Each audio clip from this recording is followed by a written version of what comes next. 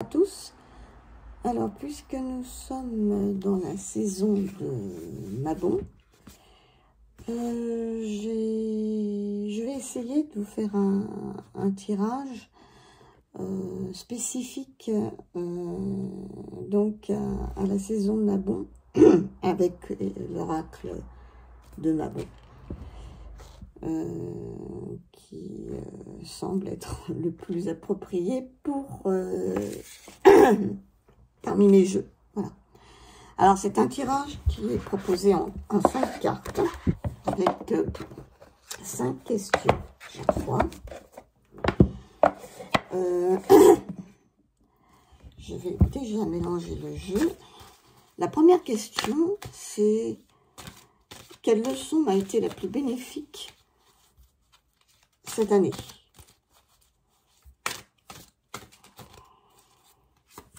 Bon, je pose la première carte.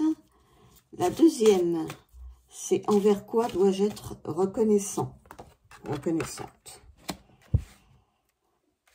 Voilà. Quel domaine, pour la troisième, requiert mon attention et équilibre? Requiert, pardon, attention et équilibre.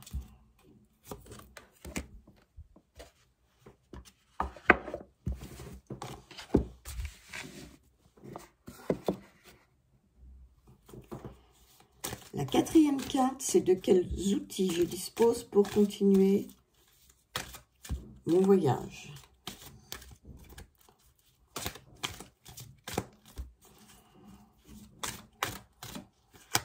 Ça sera celle-ci. Et la cinquième, c'est quelle aide vais-je recevoir pour continuer ce voyage. Voilà, tirage en 5 cartes. Alors, on va les découvrir. La première carte étant la recette magique. La carte 23, dont les mots-clés sont l'abondance s'écoule dans la vie sans effort. Sois reconnaissant. Donc ça va répondre à ma première question, c'est quelle leçon m'a été la plus bénéfique cette année? Donc, l'abondance, les recettes, tous les possibles.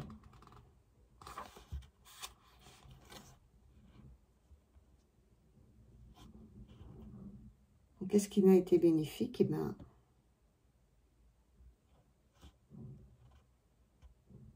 c'est que les difficultés de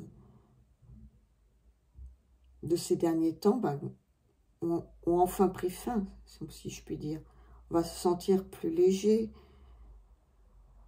Les conseils spirituels vont être plus faciles à comprendre. Les solutions aux problèmes vont enfin nous apparaître. Et il va falloir profiter de cette période pour mettre au clair nos désirs.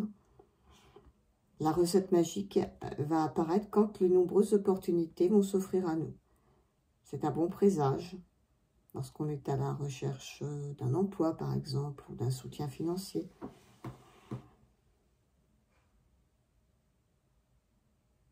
Dans un tirage plus sentimental, c'est une carte également positive pour se marier, fonder une famille. Pour les célibataires, c'est une carte qui signifie le succès en amour. Donc en fait, on peut dire que c'est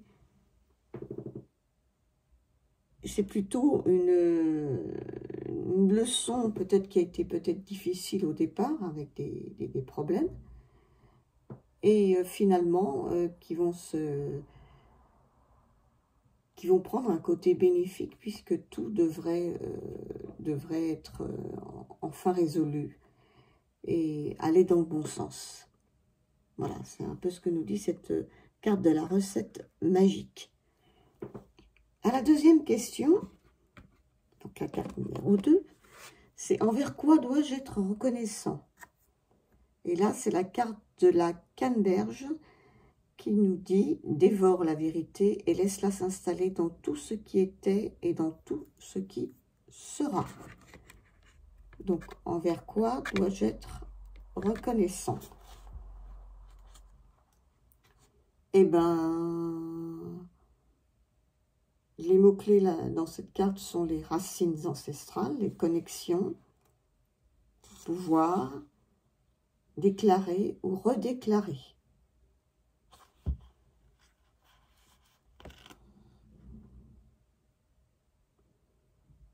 Donc là, la couleur rouge des canneberges fait penser bien sûr à la connexion sanguine de la guérison ancestrale. Et on va dire que c'est grâce à la connexion avec vos ancêtres que cette sagesse intuitive vous est transmise. Voilà.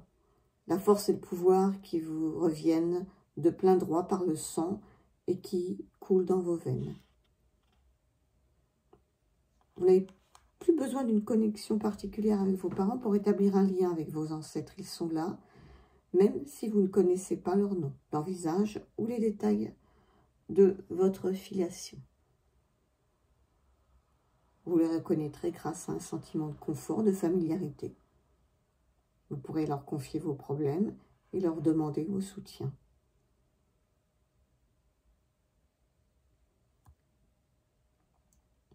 Demandez que seuls des ancêtres bienveillants et aimants viennent à votre rencontre et parlez-leur comme vous le feriez avec d'autres guides.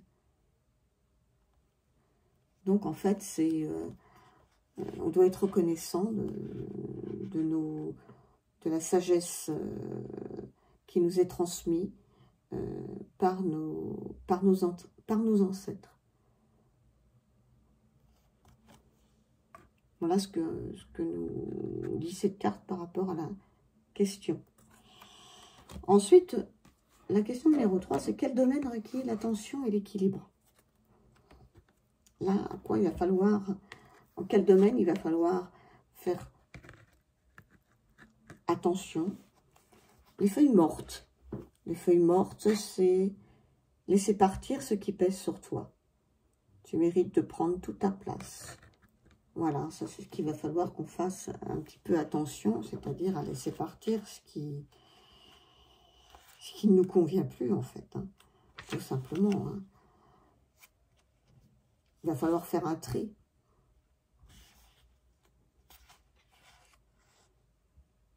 Ça va être une période de libération.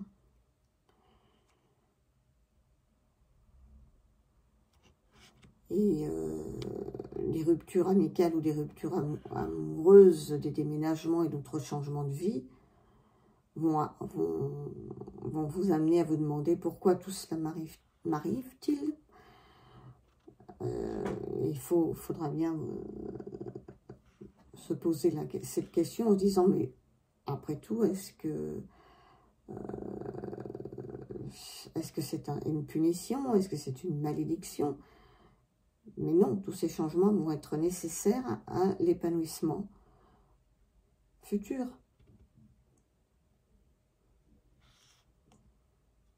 Tout ce que vous laissez derrière vous, maintenant, ne fait que bloquer votre réussite. Perdre un emploi peut être un déclic pour lancer une activité, un problème de santé, pour vous pousser à prendre soin de vous. Mais après tous ces changements, on va ressentir une forme de légèreté, de liberté, de renouveau. Il va falloir, c'est peut-être le moment de se dire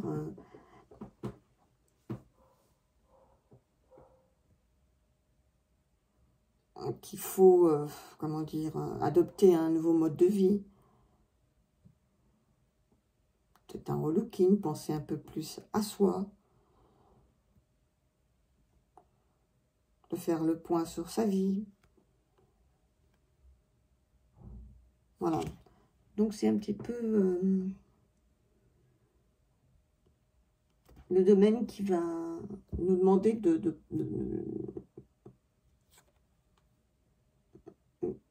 l'attention et de rééquilibrer un petit peu ce qu'on ce qu'on est. Donc, prêtez un peu plus attention à soi-même, à son corps. Voilà pour la question numéro 3. La question numéro 4, c'était de quels outils je dispose pour continuer mon voyage. Et ça, c'est la carte de la grenade. Ose goûter à l'inconnu, laisse-le séduire ton âme éveillée. Voilà l'outil dont on aura besoin pour continuer.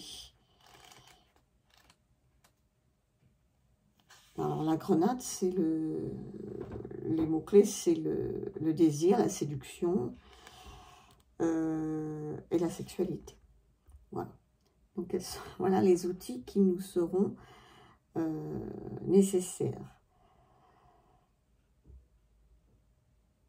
Alors, c'est le lien entre ce super fruit et l'histoire qui l'associe à la tentation. Bon, alors ça c'est un petit peu l'histoire d'Adam et Ève, hein, avec la pomme, mais malheureusement l'histoire d'Ève conduit beaucoup de gens à croire qu'il faut étouffer les désirs au lieu de les accepter. Et en fait, chaque désir est un indice de ce qui nous apportera l'épanouissement, la joie, l'amour, le succès et toutes les autres émotions qu'on peut revendiquer. En les niant, on nie ce qu'on est. Donc cette grenade vous encourage à vous permettre d'expérimenter tout ce qui est enfoui dans votre cœur. Par exemple, essayez de nouveaux aliments, prenez un chemin inhabituel vers un endroit familier, voyagez, parlez à de nouvelles personnes, faites des choses qui vous effraient peut-être et vous excitent. Vous découvrirez donc une liberté de vivre pleinement votre vie, sans limite, sans barrière. Donc, en fait, c'est voilà, les outils qu'on dispose un petit peu pour aller de l'avant, continuer. C'est cette forme de curiosité, se laisser aller vers des plaisirs et non pas les refouler. Voilà ce que nous dit cette carte. Et quelle aide vais-je recevoir pour continuer mon voyage? Donc avant, c'était les outils dont je disposais, mais là, c'est l'aide. Et bien, ça va être la sorcière des moissons. Et on nous dit, quel sacrifice as-tu effectué pour ce qui adviendra? Donc, la sorcière, pardon, des moissons. Donc là, c'est l'aide que je vais recevoir pour pouvoir continuer. Je vais recevoir l'aide de cette sorcière, les mots-clés étant les efforts récompensés, la maturité et la satisfaction.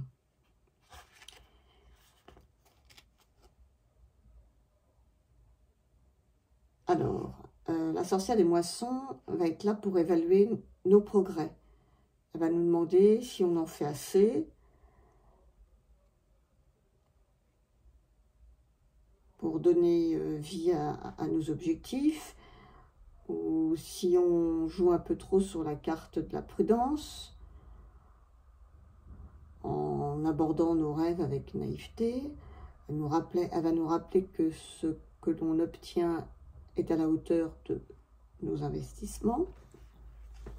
Je ne sais pas si on voit bien la carte, là, je la remets bien. Voilà.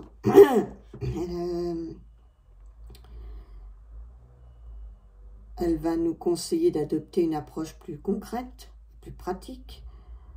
Comment nous préparer en mieux face à toutes ces situations. Si on s'investit suffisamment dans la réalisation de nos projets. Donc, elle va nous apporter cette aide-là en nous posant les bonnes questions, en fait. Si on manque de motivation, excusez-moi, j'ai un chat dans la gorge. Si vous avez fourni de nombreux efforts sans obtenir de grands résultats, il va peut-être falloir être temps de changer de tactique, trouver une nouvelle façon d'atteindre nos objectifs. Peut-être que il est peut-être dans votre intérêt de détruire ce qui ne va pas pour sauver ce qui ce qui en reste. Il faut être honnête avec nous-mêmes, écouter notre cœur et aller de l'avant. Voilà, donc c'est cette sorcière des moissons qui va nous apprendre, nous questionner sur notre intérêt à détruire les plants malades pour sauver le reste de la récolte, en quelque sorte.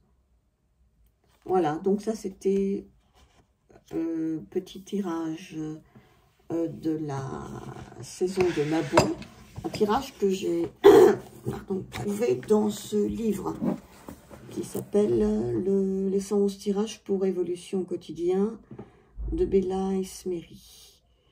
Voilà, que j'ai depuis peu d'ailleurs, et que je trouve très intéressant. Il y a pas mal de tirages quand on manque un petit peu d'idées, si je peux dire. Voilà. Écoutez, je vous souhaite un très bon week-end. J'espère que ce petit tirage vous aura parlé ou plu. Merci pour vos pouces, aux commentaires. Et à la prochaine.